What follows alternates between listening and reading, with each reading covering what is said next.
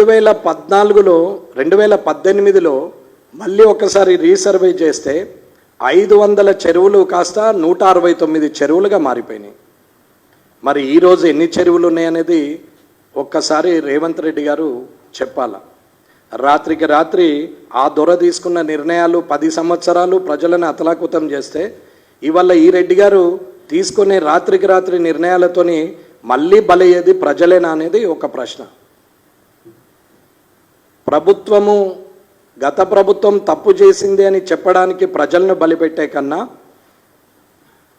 పార్టీల పరంగా దూషణలు చేసే కన్నా ఇవాళ వీరు తప్పిదాన్ని అరిగట్టేందుకు పర్మనెంట్ సొల్యూషన్స్ చేయాల్సింది పోయి ఇవాళ వితౌట్ నోటీసులు రాత్రికి రాత్రి తీసుకెళ్ళకుండా గులగొడుతూ పోతున్నారు. ఇవాళ ఒక అపార్ట్మెంటు బిల్డర్ అమ్మేసిండు, మొన్నటికి మొన్న గులగొట్టింది.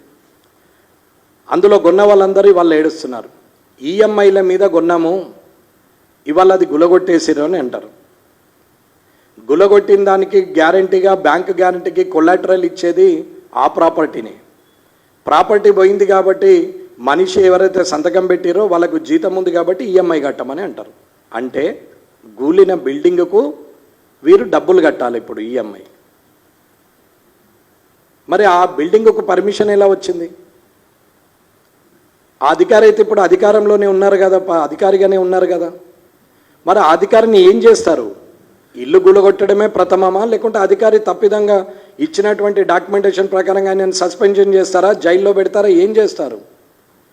డబ్బులు తీసుకొని పర్మిషన్ ఇచ్చినటువంటి అధికారిని ఏమీ చేయరా? ఆ రెవెన్యూ రికార్డ్స్ సబ్మిట్ చేసిన రెవెన్యూకు సంబంధించిన ఎంఆర్ఓ కావచ్చు, ఆర్డీఓ కావచ్చు, జాయింట్ కలెక్టర్ కావచ్చు, కలెక్టర్ కావచ్చు, ఐఏఎస్లు వీళ్ళని ఏమి చేయరా? ఈ డాక్యుమెంట్లను అడ్డంగా పెట్టుకొని స్టాంపు ఎస్ఆర్ఓల సబ్ రిజిస్టార్ ఆఫీస్లో డబ్బులు తీసుకొని రిజిస్ట్రేషన్ చేసిన ఎస్ఆర్ఓ మీద ఎలాంటి యాక్షన్ ఉండదా? దీనికి ఫైర్ పర్మిషన్ ఇచ్చినటువంటి ఫైర్ డిపార్ట్మెంట్ అధికారి మీద యాక్షన్ ఉండదా? దీనికి పర్మిషన్ ఇచ్చినటువంటి ఎన్విరాన్మెంట్ డిపార్ట్మెంట్ వారి పర్మిషన్ ఉండదా? వీరికి కరెంట్ కనెక్షన్ ఇచ్చినటువంటి ఎలక్ట్రిసిటీ మీటర్ అప్రూవల్ ఇచ్చినటువంటి ఇవాళ గ్రౌండ్ డిపార్ట్మెంటు ఏదైతే బోర్వెల్కు గ్రౌండ్ డిపార్ట్మెంట్ పర్మిషన్ ఇచ్చినటువంటి వారి మీద కానీ, ఎలక్ట్రిసిటీ డిపార్ట్మెంటు మీటర్లు ఇచ్చినటువంటి వారి మీద కానీ ఎస్సీ గారా, డిఈ గారా, ఏడీ గారా, ఎవరి మీద తీసుకుంటారు యాక్షను? ఇవన్నీ వట్టికిచ్చింది కాదే ప్రభుత్వం. ఎక్కడో లాఠీ చార్జ్ జరిగిందని దాన్ని డైవర్ట్ చేస్తారు.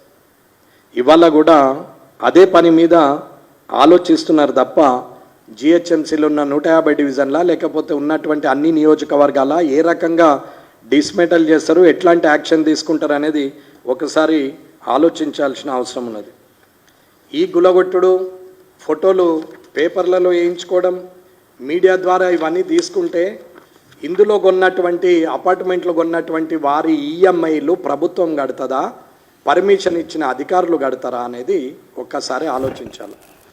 ఒక 50,000 40,000 సాఫ్ట్వేర్ ఇంజనీర్ కావచ్చు, లేకపోతే నెలకు ఒక 20,000 సంపాదించే ఆటో డ్రైవర్ కావచ్చు, లేకపోతే నెలకు 1,00,000 రూపాయలు సంపాదించే ఒక ఉద్యోగి కావచ్చు, ప్రైవేట్ సెక్టార్లో ఉన్న వాళ్ళు కావచ్చు, వీరందరికీ ఏం సమాధానం చెప్తారనేది కూడా ఒకసారి ఆలోచించాల. అసలు చెరువులు మాయం కావడానికి కారకులు ఎవరు? అందులో అప్రూవల్స్ ఎట్లా వచ్చాయి అనేది మొదటి ప్రశ్న. ఈ ప్రశ్నకు సమాధానం చెప్పకుండా మనము ఇలాగే పని చేసుకుంటూ పోతే ఎవరు నష్టపోతారు? మరి ఎటుపోయినాయి చెరువులు?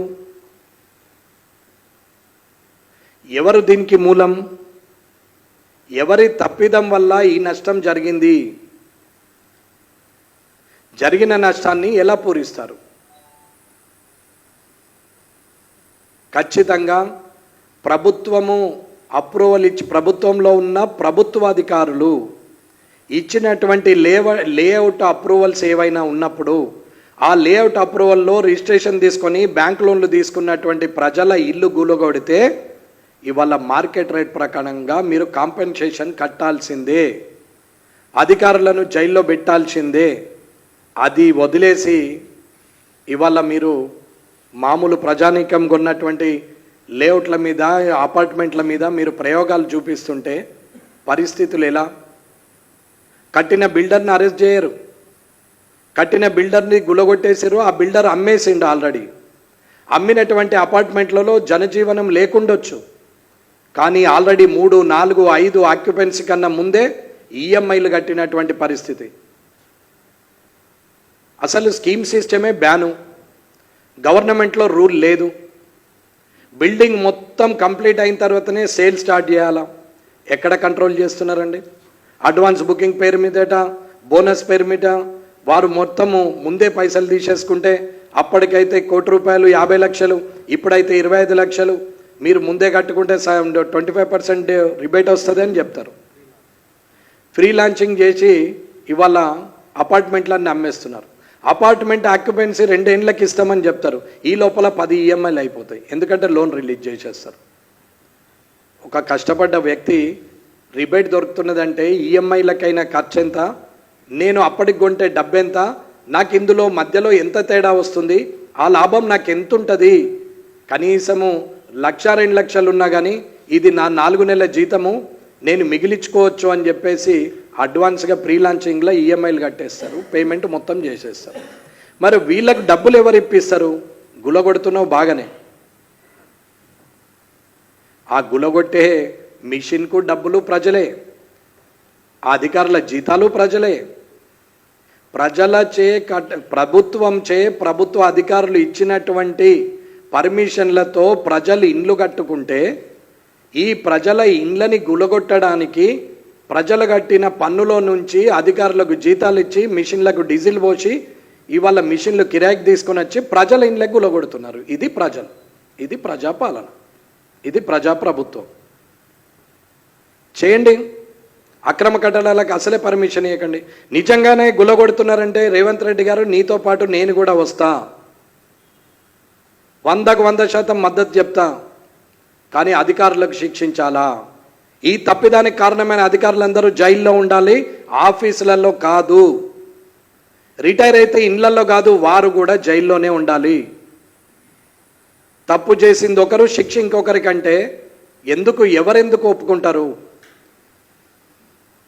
ఒకవేళ దీని విషయంలో ప్రభుత్వం ఖచ్చితంగా నిర్ణయం తీసుకొని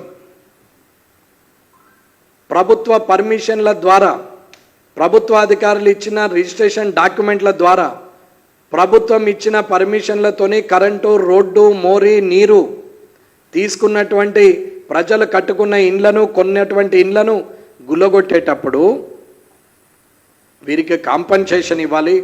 దానికి సంబంధించిన అధికారులు జైల్లో ఉండాలి. లేదా మేము మరో తెలంగాణ ఉద్యమం అని చెప్పి తెలంగాణ ఉద్యమం చేసినట్టు ఇవాళ ప్రభుత్వ అధికారుల తప్పిదంతో గత ప్రభుత్వాలు చేసినటువంటి తప్పిదము